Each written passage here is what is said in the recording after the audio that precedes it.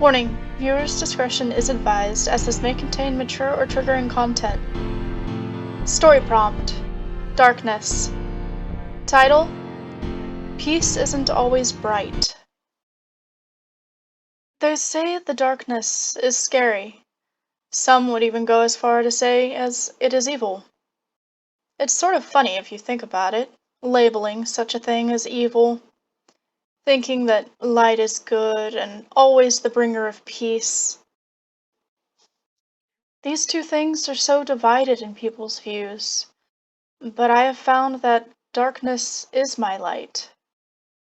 The dark is when I'm most at peace, away from the daylight, away from the people who hound me for my light.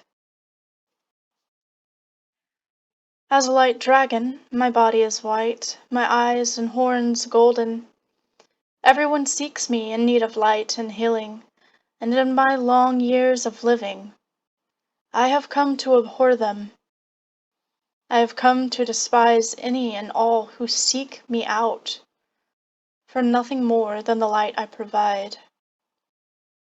I'm so tired, which is why I find myself here, lost in this dark cavern. But I'm not scared.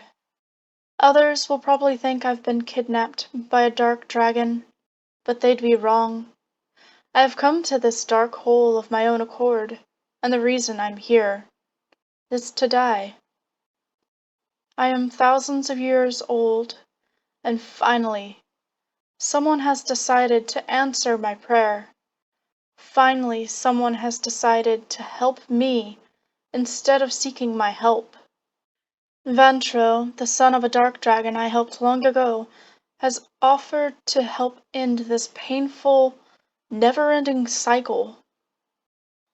See, as a dragon of light, it is very hard for us to die. We live the longest out of all the dragons. Our bodies take in the sunlight and the moonlight, giving us power and making us the strongest dragons. But there was also a problem with this. As we are the strongest, a lot of us were hunted down in the Dragon Wars, mainly for our healing properties, but also because we were strong. Most would probably think, well, then shouldn't you do an even better duty and have babies? Help bring the population of light dragons back? But that has never crossed my mind. These people have kept me locked away in a temple, using my powers, my blessings, my blood, for their personal gain. The mere thought of granting them my children to be trapped and used against their will terrifies me. So, I've chosen death. There are many others out there who are free, and I hope they remain so, but for me, there will never be such a thing as true freedom.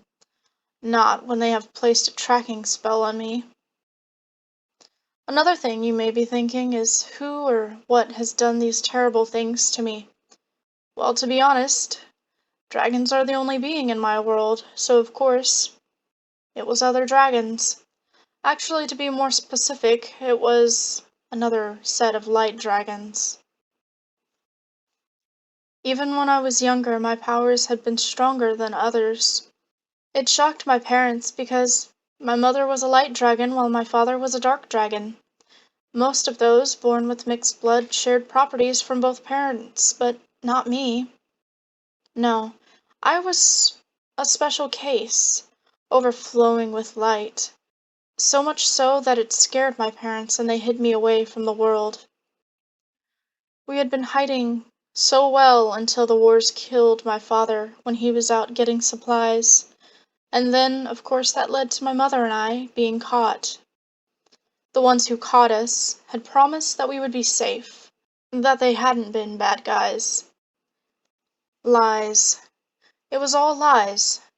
They used my mother until she was a mere husk of herself, and then used me. They were shocked by the amount of light I could use, by the wounds my blood so effortlessly healed. I tried healing my mother, but they stripped me away from her, and after that I never saw her again. My life has been rather difficult, but a lot of people can say that. For now, I simply wish to rest. Oh, did I mention the other way a light dragon can die? The way I intend to go? I suppose I should. It's me being surrounded by complete darkness. The dark slowly eats away our light. This death is one that is peaceful.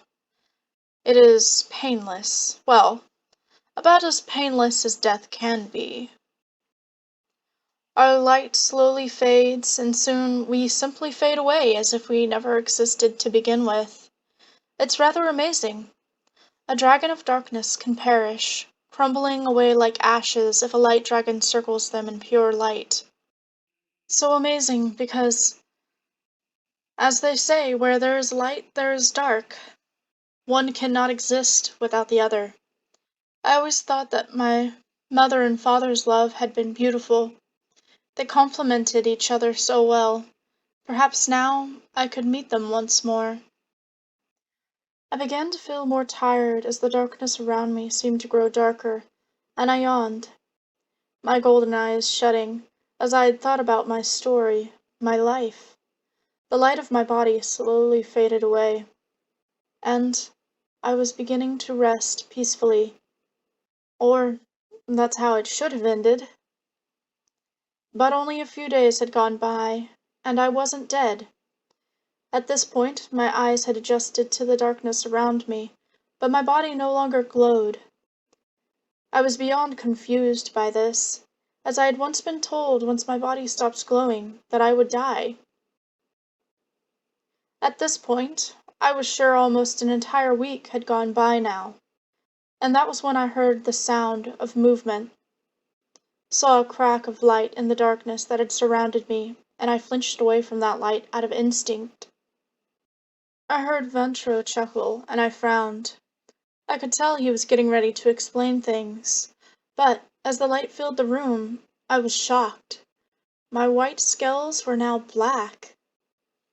I glanced towards him as I stepped into the light. The sun's rays beat down on my now black, shiny scales.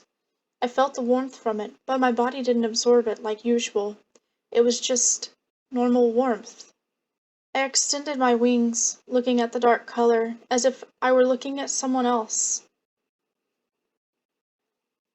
My father told me how you wished for freedom, but he couldn't perfect the way to give you that freedom without it leading to your death.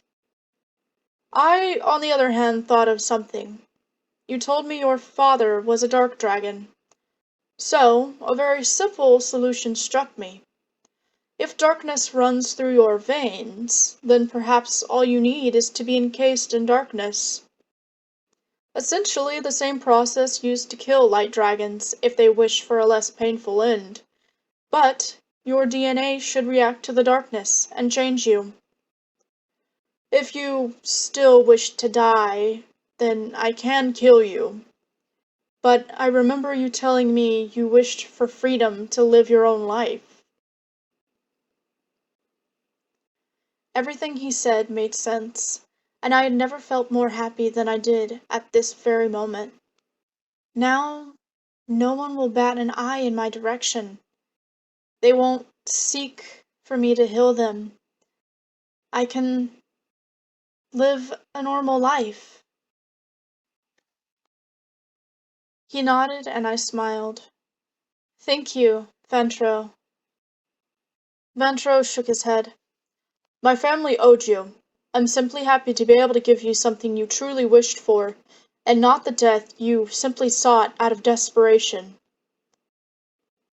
My wings wrapped around him before taking off into the skies, finally able to spread my wings and fly freely, finally able to live in peace. The end! Yeah, I know this one is really short, but I enjoyed writing it out. I honestly have no idea what I will be doing for next week's story, but I'm sure I will think of something eventually. I hope you enjoyed this one. If you haven't already, like, comment, and subscribe. And I will see you guys next week. Bye!